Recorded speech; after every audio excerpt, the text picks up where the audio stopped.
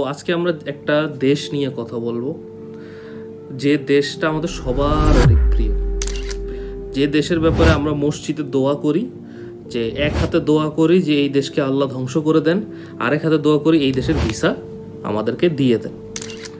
সে দেশটার নাম হইল ইউনাইটেড স্টেটস অফ আমেরিকা।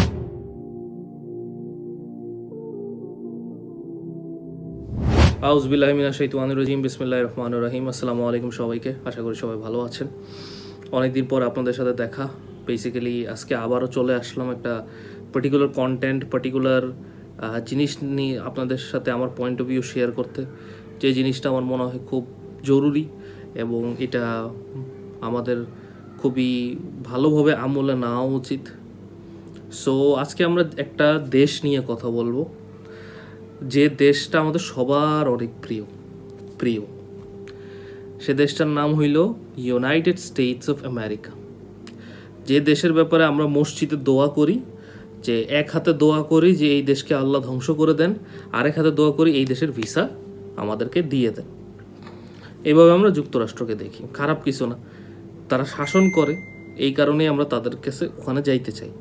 আর যেহেতু তারা শাসন করে, এই কারণে আমরা তাদেরকে অপছন্দ করি, কারণ তারা খুব বাজেভাবে শাসন করে। ঠিক আছে?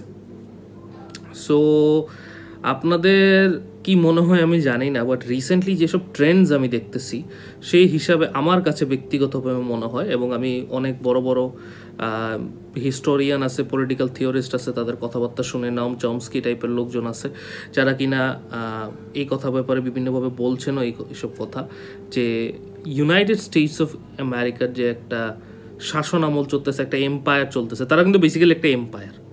ওই এম্পায়ারটা বিভিন্ন শাসক গোষ্ঠীর, তাদের ভিতরে যে শাসক গোষ্ঠী আছে, তাদের পলিটিক্যাল ক্লাস আছে, ব্যাংক আছে, বিজনেসম্যান ক্লাস আছে, সব মিলায় তাদের একটা এম্পায়ার, যারা ওই ইন্টারেস্টটাকে প্রোটেক্ট করে। ঠিক আছে?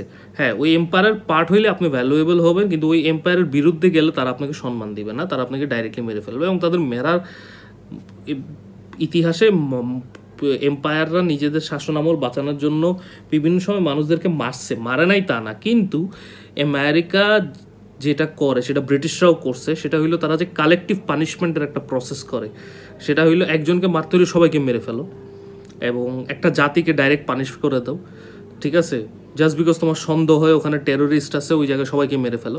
এই যে ডিহিউম্যানাইজিং একটা ব্যাপার স্যাপার, ঠিক আছে, বা একটা জাতি গোষ্ঠী বা একটা ধর্মভিত্তিক জায়গা থেকে তারা যে একটা জাজমেন্ট করে, এটা আমেরিকা ব্রিটিশরাই করছে। এর আগে বড় বড় এম্পায়াররা অ্যাটলিস্ট এই জায়গায় নামে নাই। যদি তারা মনে করে যে আইডিওলজিক্যালি তাদের সাথে কারো শত্রুতা আছে, সেই ক্ষেত্রে তারা তাদের সাথেই মারামারি করছে যেখানকার শত্রুতা, কিন্তু কোনোদিন তারা সিভিলিয়ানদের উপর এরকম টর্চারাস বারবারিক রুল চালায় নাই, খুব কম। চেঙ্গিস খান টানের কথা আমরা শুনি, বাট তাদেরও একটা বেসিক প্রিন্সিপাল ছিল, যে প্রিন্সিপালটা ইউনাইটেড স্টেটস এর আগে ব্রিটিশরা মেনটেন করেনি।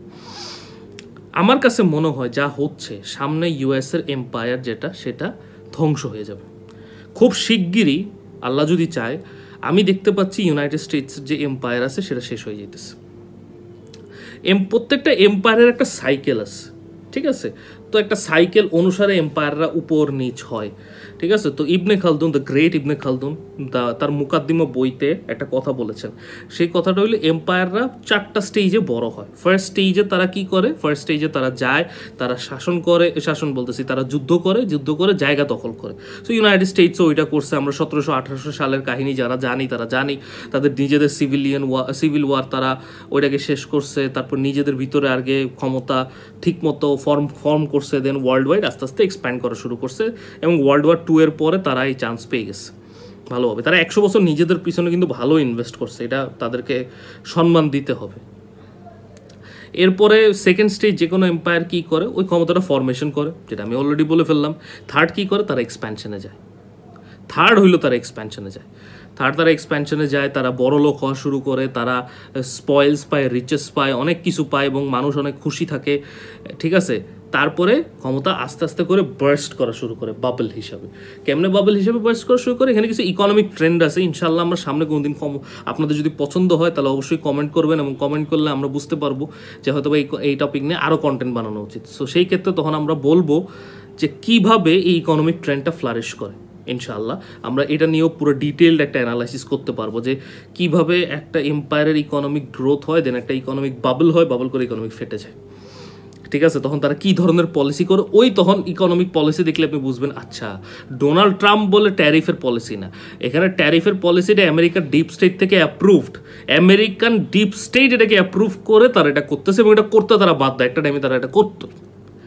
ঠিক আছে, প্রত্যেকটা এম্পায়ারের লাইফ লাইন 200-300 বছর। গ্রেট এম্পায়ার্সরা, দুইটা এম্পায়ার আছে যারা এইটা সাইকেলকে ভেঙে দিছে, একটা হইলো রোমান এম্পায়ার, একটা হলো অটোমান এম্পায়ার। এটা কেমনে করছে তারা, এটা কোনোদিন তাদের নিয়ে কথা বললে আমরা বুঝতে পারবো তারা কীভাবে ক্ষমতার ফরমেশন, বিকজ তারা লাকি ছিল যে যখন এম্পায়ার ডাউনফলে তখন তারা দুইটা ভালো ভালো নেতা পাইছে। একটা হইলো রোমান এম্পায়ারদের ওখানে জুলিয়াস সিজারকে পাই, যদিও জুলিয়াস সিজারের কিছু মানে কমপ্লিকেশন আছে, but in terms of leadership তারা ওখান থেকে পাইছে।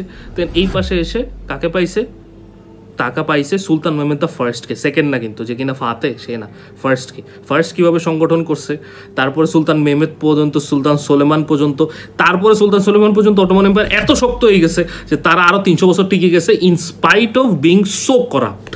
এত করাপ্ট হওয়ার পরেও তারা 300 বছর টিকে গেছে অনলি বিকজ ওই 10টা সুলতান খুব কষ্ট করে গেছিল, খুব সুন্দরভাবে ক্ষমতা ফরমেশন করছে। খারাপ মানুষ ভালো মানুষ বলতেছে না, সুন্দরভাবে ক্ষমতা ফরমেশন করছে। সো আমেরিকান এম্পায়ারের ডাউনফলটা কেন হবে, এই কোয়েশ্চেনটা আপনাদের জাগতে পারে। আমি কেন বলতেছি, দেখেন আমেরিকান এম্পায়ার এখন কী করতেছে, ট্যারিফ বসাচ্ছে, রাইট।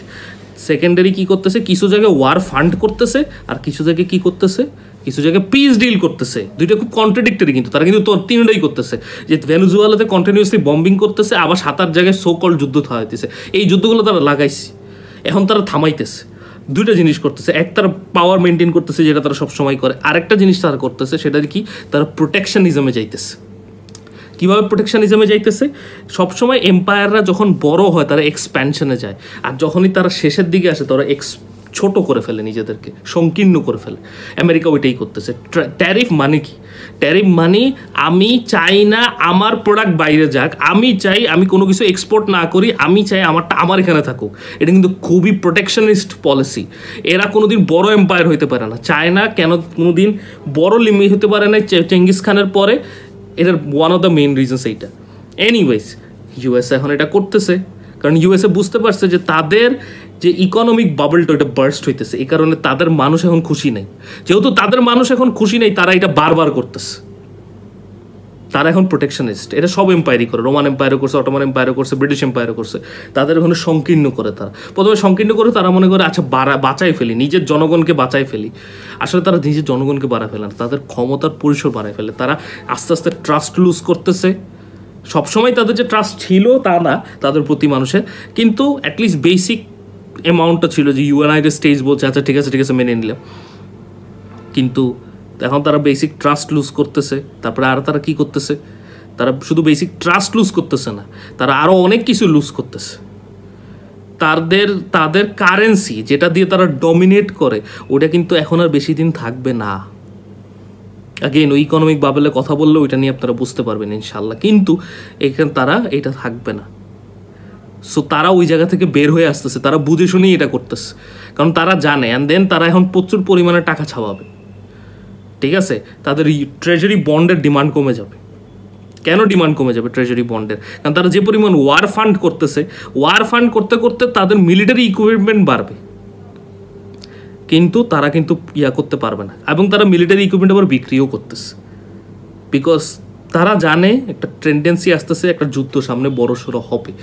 ওই যুদ্ধ দিয়ে আমেরিকান এম্পায়ারের ধ্বংস হবে বলে আমার বিশ্বাস।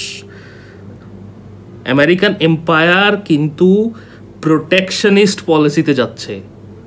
তারা কিন্তু নিজেদেরকে এক্সপোর্ট করা বন্ধ করে দিচ্ছে, তারা কিন্তু সংকীর্ণ করে ফেলতেছে নিজেদেরকে। তার মানে এটা একটা সাইন যে তারা নিজেদেরকে গুটাই ফেলতেছে আস্তে আস্তে। এই গুটানো মানেই হলো ক্ষমতা হারানো। এই এম্পায়াররা পৃথিবীর ইতিহাসে বারবার করে আসছে।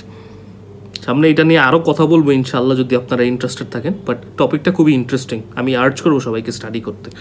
আসসালামু আলাইকুম ওয়া রাহমাতুল্লাহি ওয়া বারাকাতুহু।